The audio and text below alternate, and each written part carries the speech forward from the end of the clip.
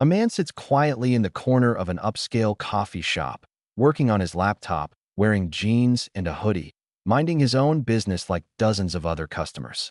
But within 15 minutes, the manager approaches him, asks if he's actually going to order something, and when he explains he's waiting for someone, suggests that he should wait outside instead. When he politely declines, security is called. Two guards approach, asking him to leave, creating a scene that draws every eye in the crowded cafe. Other customers watch uncomfortably as this man, the only black person in the establishment, is being removed for doing exactly what dozens of white customers are doing without question, existing in a public space. But as the security guards reach his table, the man makes a phone call, says something quietly, and within minutes, something happens that transforms the entire situation and exposes the ugly assumptions that led to this moment. What unfolded next didn't just embarrass the cafe staff. It became a viral moment that sparked conversations about racial profiling, implicit bias, and why black people still can't occupy public spaces without their right to be there being questioned.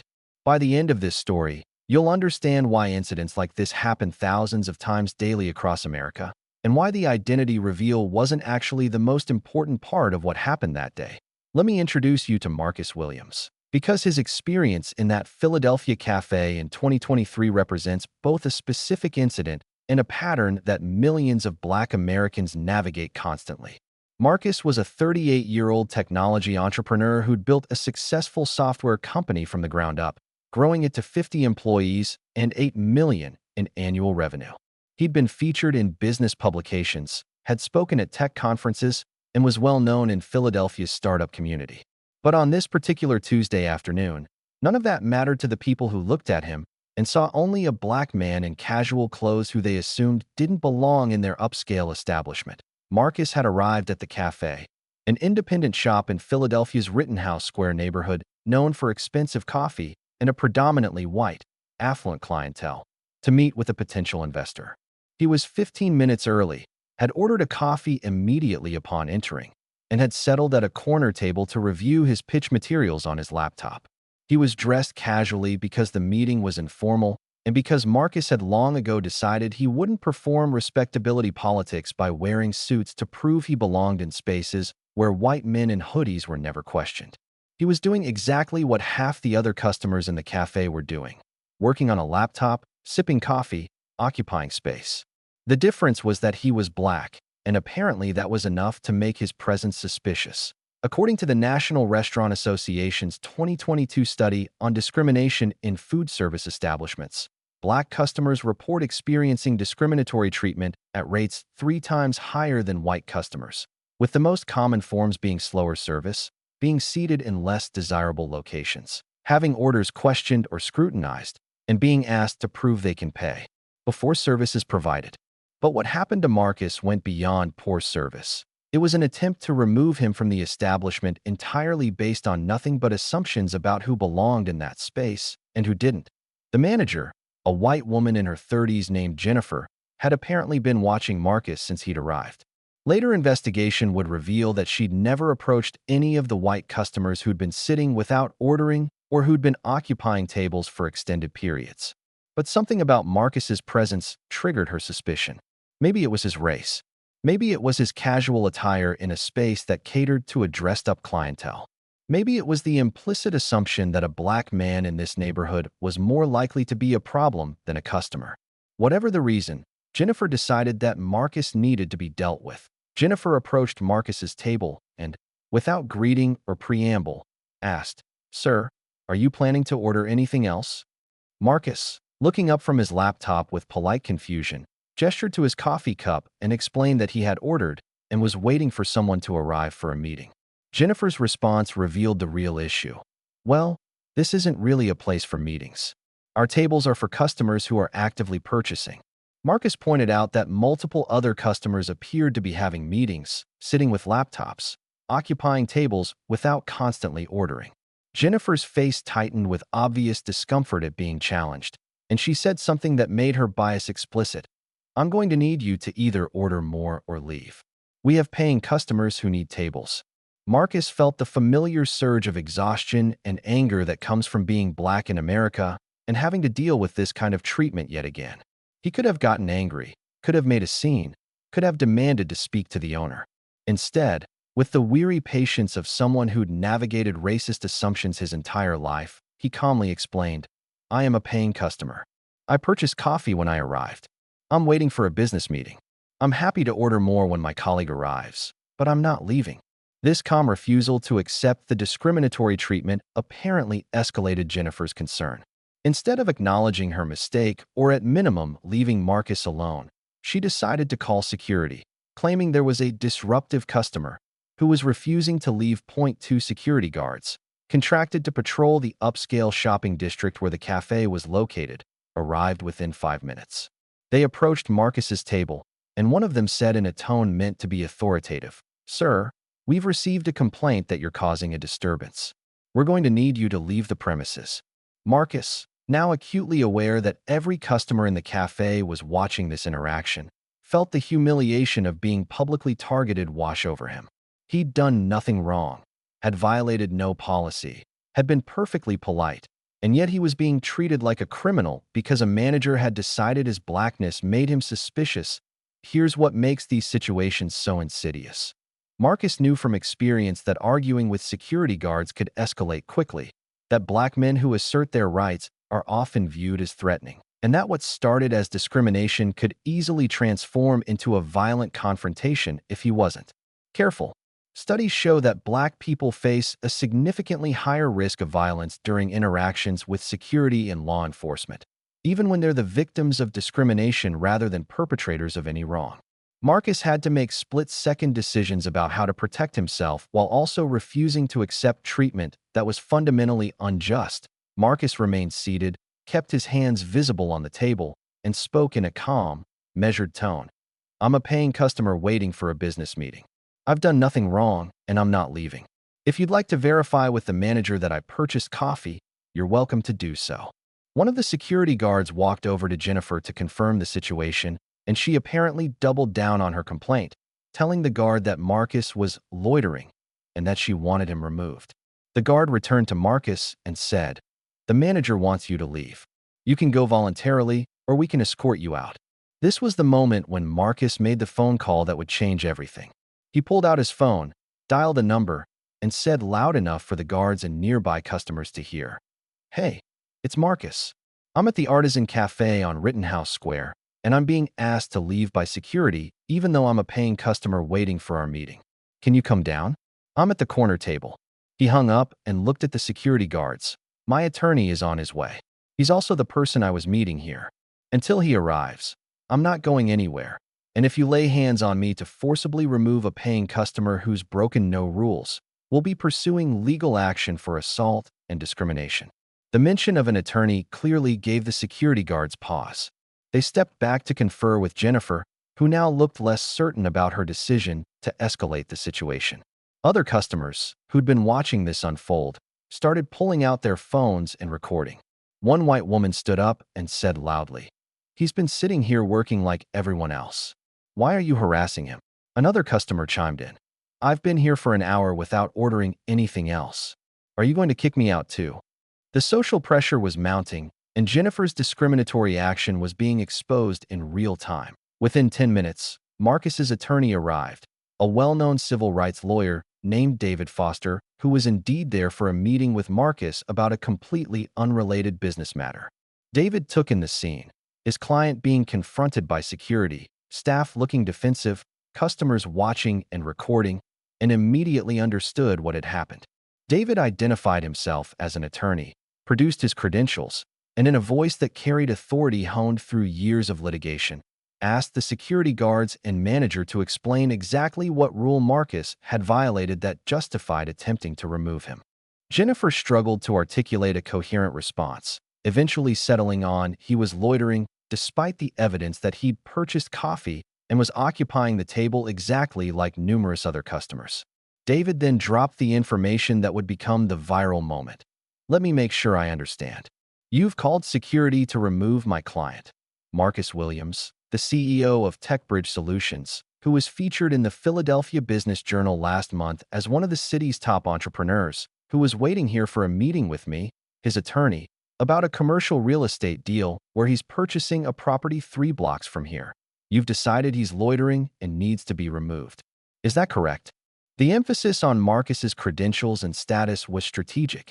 David knew that while Marcus's identity shouldn't have mattered for his right to occupy a public business as a paying customer, revealing it would expose the wrongness of the assumptions that had been made. Jennifer's face went pale as the implications sank in. The security guards looked uncomfortable. Customers who'd been recording started posting to social media in real time, and within hours, the video would be viewed millions of times with hashtags like hashtag racial profiling and hashtag coffee shop bias trending nationally. But here's what's important to understand. The viral moment, the identity reveal, the public embarrassment, none of that was actually the point. Marcus shouldn't have needed to be a successful CEO for his right to sit in a cafe to be respected.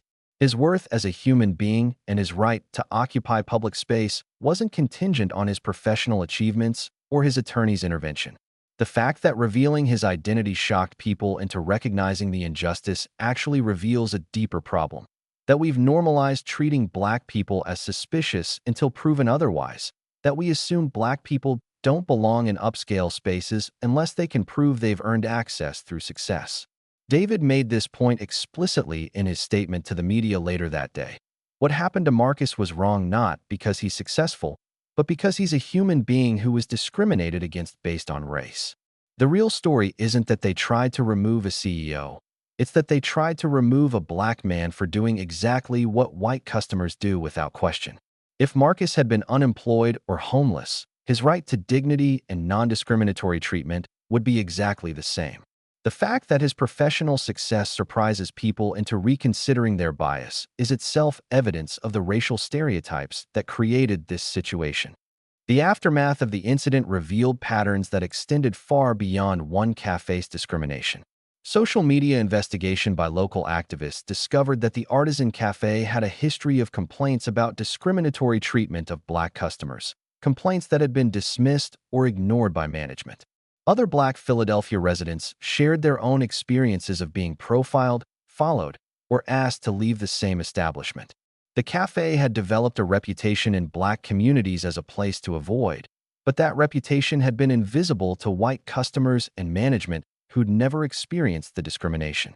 The pattern suggested this wasn't an isolated incident of one manager's bias, but a systemic problem in how the establishment operated.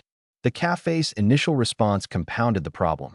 The owner issued a statement calling the incident a misunderstanding and saying that Jennifer had been following policy about table availability, attempting to frame the discrimination as reasonable business practice rather than bias. This defensive non-apology enraged people who'd seen the video evidence and understood that Marcus had been singled out for treatment that white customers didn't face. Activists organized a protest outside the cafe, demanding accountability and concrete changes to prevent future discrimination. Local news coverage kept the story in the public eye, and the cafe faced boycotts from customers who didn't want to support a business that engaged in racial profiling. Under sustained pressure, the cafe eventually issued a real apology, acknowledged that Marcus had been treated unfairly due to racial bias, and announced policy changes, including anti-discrimination training for all staff, a formal complaint process for customers who experienced discrimination, and the termination of the manager who'd initiated the incident.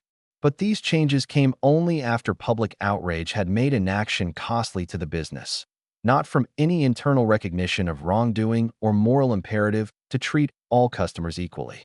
This pattern of only addressing discrimination when it becomes publicly embarrassing is common across American businesses and institutions. Marcus's experience sparked broader conversations about the exhausting reality of being Black in public spaces. Multiple think pieces, podcast discussions, and television segments examined what's sometimes called existing while Black, the reality that Black people face constant scrutiny and suspicion for occupying spaces that white people move through freely. These conversations highlighted research showing that Black people are more likely to be followed by security in stores, more likely to have police called on them for innocuous activities, more likely to be questioned about whether they belong in neighborhoods or establishments where they have every right to be. The cumulative psychological toll of this constant vigilance and discrimination is significant, contributing to stress, anxiety, and the sense of never being able to relax or simply exist without justifying your presence. Dr. Monica Williams, a clinical psychologist who studies race-based stress and trauma, explained in an NPR interview following the incident. What happened to Marcus is traumatic not just because of the immediate humiliation, but because it's a reminder that no amount of success, education, or respectability will fully protect Black people from being viewed as suspicious or out of place. You can be a CEO, a doctor, a professor, and you'll still be seen as a threat in spaces where white people are automatically presumed to belong. That's exhausting and psychologically damaging in ways that compound over a lifetime. Marcus himself gave several interviews about the incident, and his perspective was nuanced and thoughtful. He emphasized that he'd been fortunate in having resources, an attorney, media access, the ability to take time to fight back, that many Black people who experience similar discrimination don't have. He talked about the countless times this kind of profiling had happened to him throughout his life, times when he didn't have video evidence or witnesses or the ability to make it a public issue. He discussed the emotional labor of constantly having to prove his right to exist in spaces, the exhaustion of perpetual code switching and hypervigilance. And he emphasized that the solution wasn't for individual Black people to achieve success that might protect them from some forms of discrimination, but for systems and institutions to change so that all Black people, regardless of status or achievement, were treated with basic dignity and respect. Marcus used his platform following the viral incident to advocate for broader changes. He partnered with civil rights organizations to develop training materials for businesses about implicit bias and racial profiling. He spoke at conferences about creating genuinely inclusive business environments. He funded research on discrimination in public accommodations. And he consistently pushed back against narratives that framed his story as inspirational or redemptive. He insisted that being discriminated against and then vindicated through identity revelation wasn't a triumph. It was a tragedy that revealed deep ongoing problems with how America treats Black citizens. 1 year after the Café incident, Marcus gave a TED Talk that articulated the lessons he believed people should take from his experience.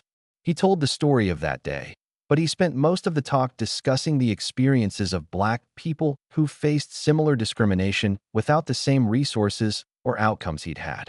He talked about the teenager arrested for sitting in a Starbucks while Black. The professor questioned by campus police about whether he belonged at the university where he taught. The family asked to leave a restaurant because other customers found their presence threatening. The man shot by police after neighbors called to report a suspicious person who was actually a resident taking out his trash.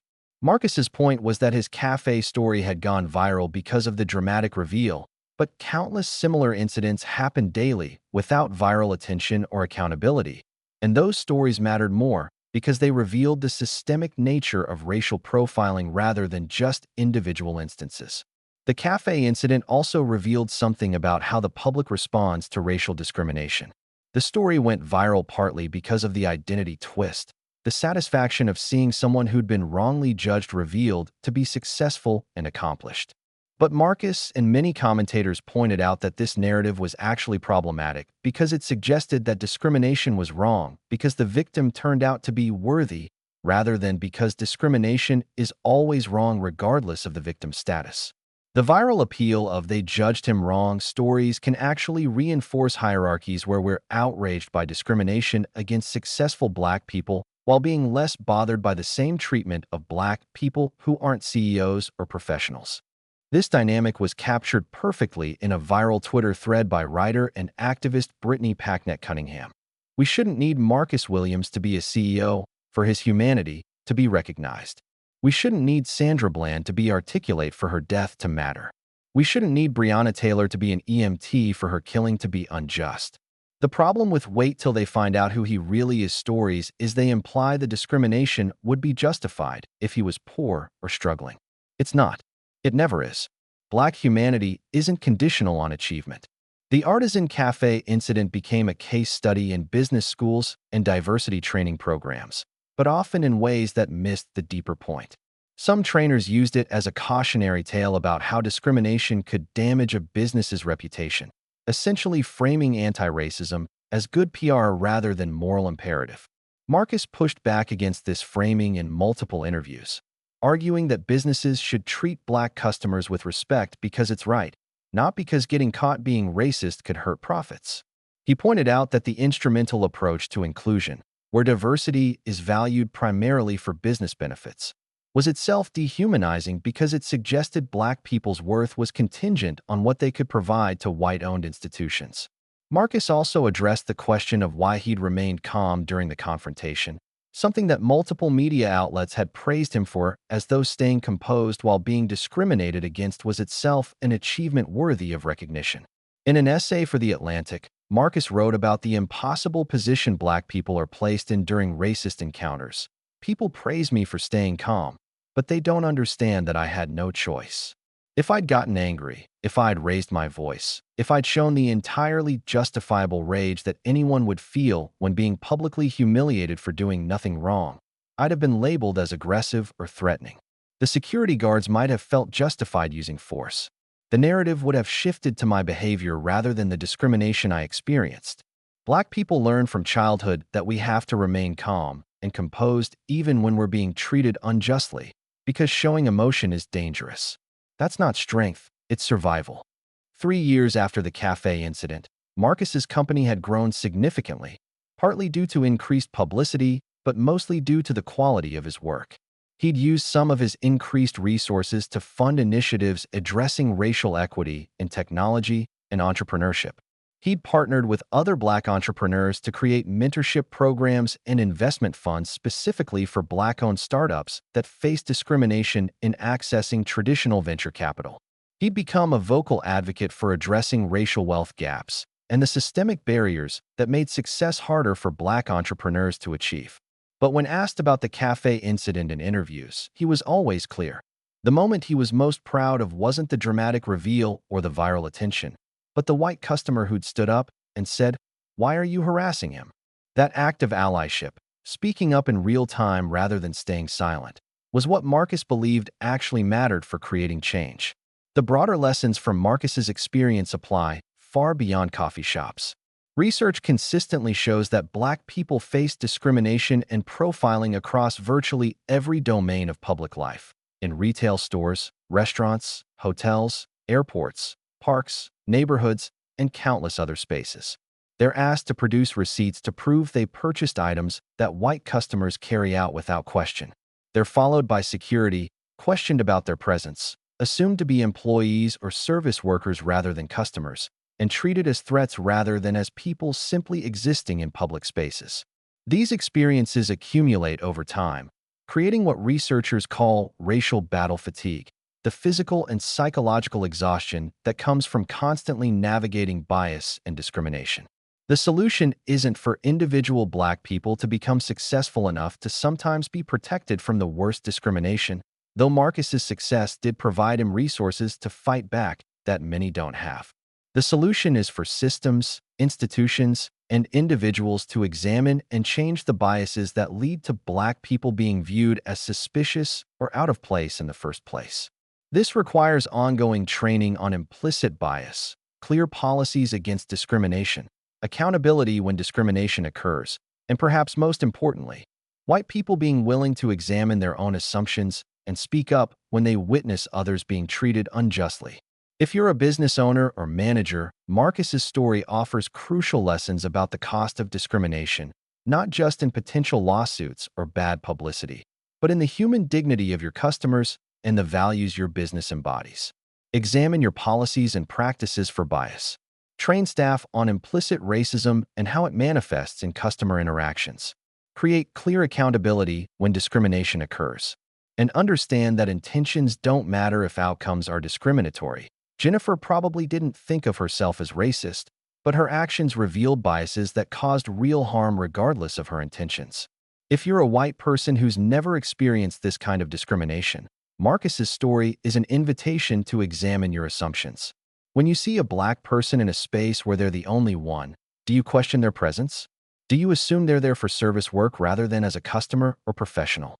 When you witness someone being treated differently based on race, do you speak up or stay silent?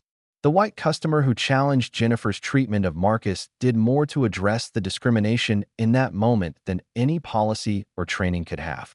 Allyship isn't just believing discrimination is wrong. It's being willing to speak up and intervene when you witness it, even when it's uncomfortable. If you're a Black person who's experienced incidents like Marcus's, know that your experiences are valid, that the exhaustion you feel is real and justified, and that you're not required to educate others or remain calm in the face of injustice. Marcus's composed response was his choice, but there's no right way to respond to discrimination. Your anger is legitimate.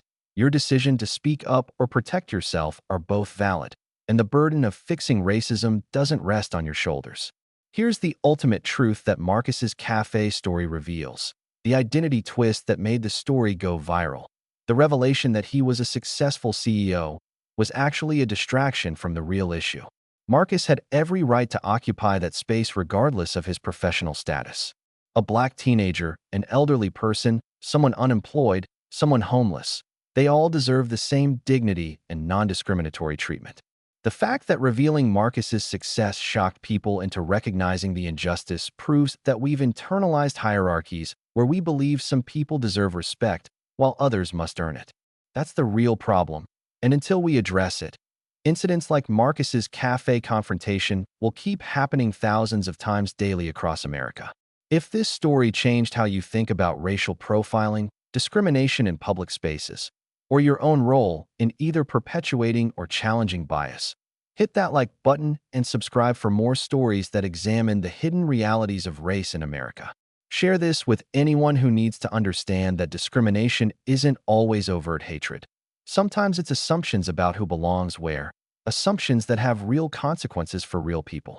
Drop a comment sharing your experiences with or observations of racial profiling in public spaces. These conversations matter because Marcus's story proves that recognition of discrimination isn't enough. We need sustained action to change the systems and attitudes that make these incidents possible.